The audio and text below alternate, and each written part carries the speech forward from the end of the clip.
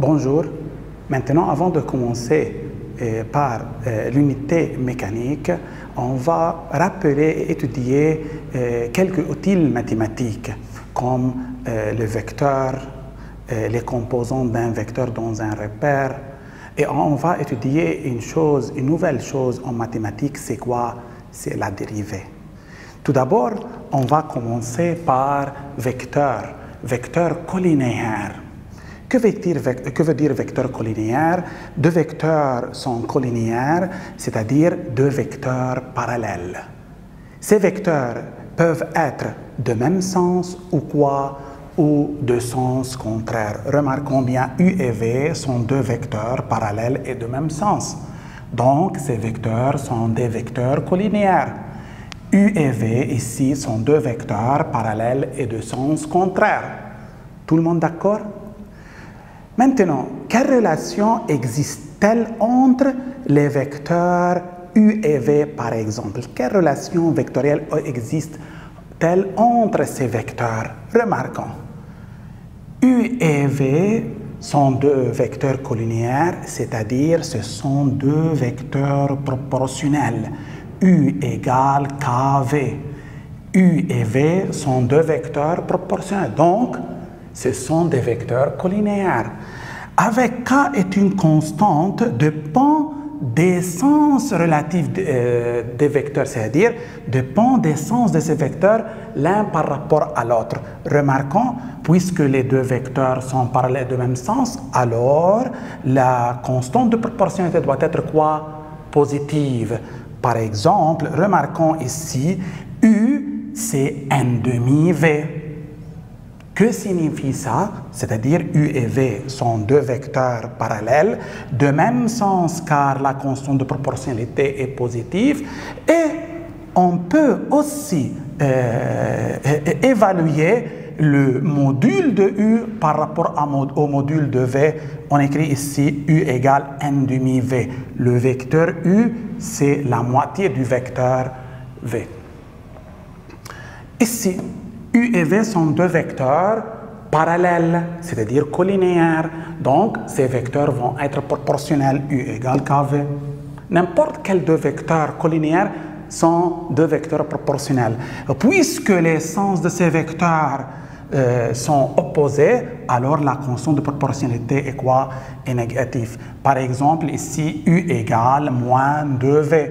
Ce sont deux vecteurs proportionnels. La constante de proportionnalité, c'est moins 2 et négatif. Donc, ces vecteurs ont des sens contraires. Tout le monde d'accord? Maintenant, ça, c'est la relation entre deux vecteurs collinéaires. U et V sont deux vecteurs proportionnels. Le coefficient de proportionnalité, c'est combien? C'est 1,5. Maintenant, quelle relation existe-t-elle entre les modules de ces vecteurs? Remarquons, le module de U vaut la moitié du module de V. Cette écriture représente le module de U. C'est le module de V. Le module de U vaut la moitié du module de V. Ou tout simplement U égale 1,5 V. Remarquons bien. Si je mesure U par exemple, c'est 10 cm. Alors V doit être 20 cm. Dans ce cas, U est la moitié de V. Tout le monde d'accord? Maintenant. Dans cette situation, U égale moins 2V, c'est-à-dire le module de U, c'est le double du module de V, mais remarquons, le signe moins signifie le sens. Le module de U, c'est le double du module de V. Remarquons, U, c'est par exemple le double de V. Mais U et V ont des sens contraires. Par suite, le coefficient de proportionnalité doit être quoi? Négatif. En général, si U et V sont deux vecteurs collinéaires ou proportionnels, le module de U égale la valeur absolue de K fois V. Tout le monde d'accord? Remarquons bien ici, le module de U égale la valeur absolue de K qui est ici 1,5 fois V, c'est 1,5 V. Ici, le module de U, c'est la valeur absolue de K qui est moins 2 fois module de V, c'est 2V. Oui, U et le double de V par exemple. U et le double de V par exemple. Maintenant, sous-titre d'application. Je veux représenter le vecteur U égale moins n demi V. Que signifie ça? On a V. U et V sont deux vecteurs, quoi?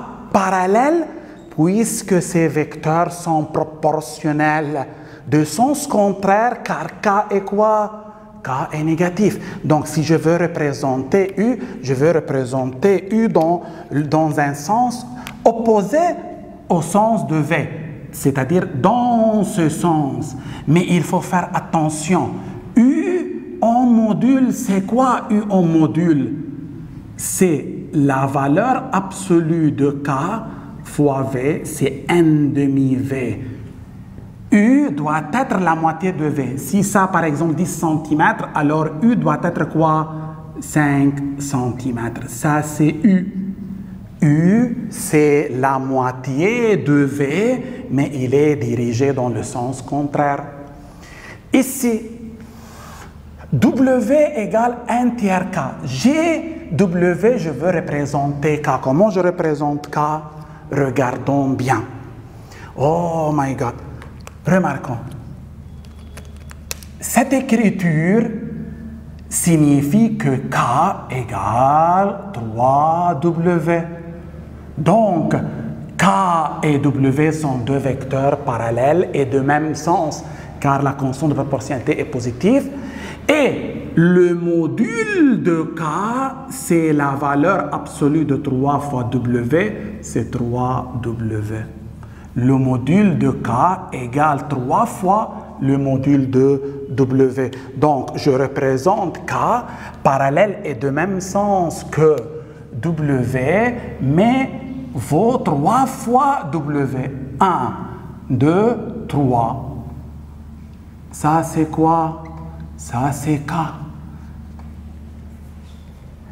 Cette écriture signifie que K parallèle à W de même sens et vaut 3 fois W. Tout le monde d'accord?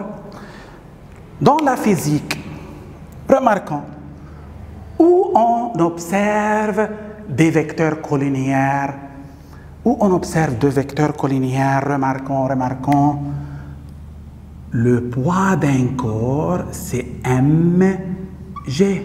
Tout le monde d'accord? P et G sont deux vecteurs collinéaires. Pourquoi?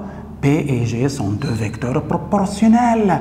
Avec la constante de proportionnalité, ici c'est M. C'est comme U égale KV. Mais K ici c'est M. K égale M, la masse, c'est la masse du corps. C'est une constante quoi? Positive. Donc, P et G sont deux vecteurs proportionnels, donc sont parallèles de même sens, car K est une constante positive. Supposons que ça, c'est l'objet de masse M. L'intensité du champ de pesanteur, par exemple, ici, c'est comme ça c'est G. Alors, comment je représente le poids? Le poids est parallèle et de même sens que quoi? Parallèle et de même sens que quoi? Que G. Tout le monde d'accord? Mais quel est le module de poids? Remarquons qu'est-ce qu'on écrit? P égale mg. Tout le monde d'accord? P égale mg, c'est le module de P. Tout le monde d'accord? Donc, P égale mg, P et G sont deux vecteurs proportionnels, car ces vecteurs sont collinéaires. De la même manière, la deuxième loi de Newton qui dit une particule M soumise à une force F. Cette particule subit une accélération A telle que F égale quoi? MA. F et A sont deux vecteurs proportionnels, donc parallèles. La constante de proportionnalité ici, c'est la masse, c'est une valeur positive. Donc, le vecteur accélération est dirigé dans le sens de F. Ça, c'est A. Ça, c'est l'importance de l'étude de quoi? Des vecteurs proportionnels en quoi? En physique. Et d'autres, on a d'autres applications. Tout le monde d'accord? Maintenant, on va étudier la somme de deux vecteurs, c'est-à-dire comment je peux représenter un vecteur égal à la somme de deux vecteurs. Maintenant, U et V sont deux vecteurs en général non collinéaires. Maintenant, je veux représenter le vecteur W égal à leur somme. Comment on procède pour la représentation? Maintenant, la méthode la plus facile concerne à utiliser la méthode des vecteurs successifs. Comment ça? Si je considère par exemple par OA le vecteur U. U, c'est le vecteur OA. U est le vecteur quoi? OA.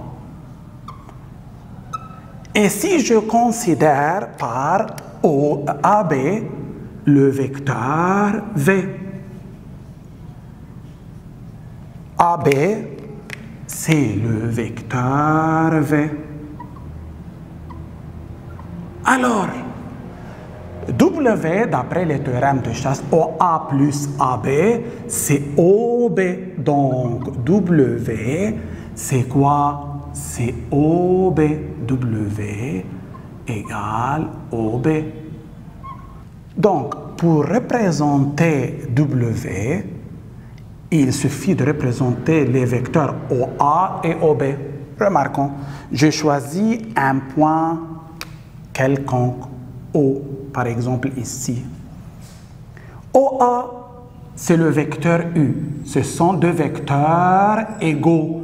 Donc, OA est un vecteur parallèle et de même sens et égal à quoi? Au vecteur U. De la même manière, je représente AB, mais à partir du point quoi? Du point A. AB parallèle et de même sens et de même longueur que quoi? Que W. Que V, pardon. Ça c'est B, ça c'est le vecteur V. J'ai représenté OA, j'ai représenté AB. OA c'est U, AB c'est V. Alors, OB, c'est ça OB. C'est le vecteur quoi? W. Ça, c'est la méthode des vecteurs quoi? Successives. OA plus AB, c'est quoi? C'est OB. Si, par exemple, j'ai les vecteurs, par exemple, U, ça, c'est U, et ça, c'est quoi? V. Et je demande de représenter le vecteur W égale U plus V.